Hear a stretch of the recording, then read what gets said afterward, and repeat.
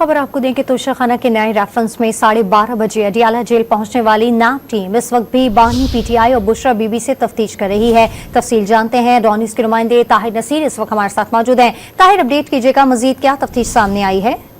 जी देखिए, 12:30 बजे के करीब तोशाखाना 2 में बानी चेयरमैन पीटीआई और बुशरा बीबी से तफ्तीश के सिलसिले में नैब की तफ्तीशी टीम डिप्टी डायरेक्टर मुस्तनसर की सरबराही में सेंट्रल जेल अडियाला गई थी।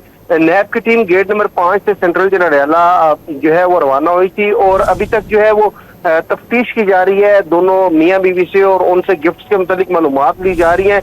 नैब की टीम आज 6ठी दफा सेंट्रल जेल अडियाला गई है क्योंकि जो बानी चेयरमैन पीटीआई और बुशरा बीबी हैं वो 8 रोज के जिस्मानी रिमांड के ऊपर नैब के कस्टडी में है।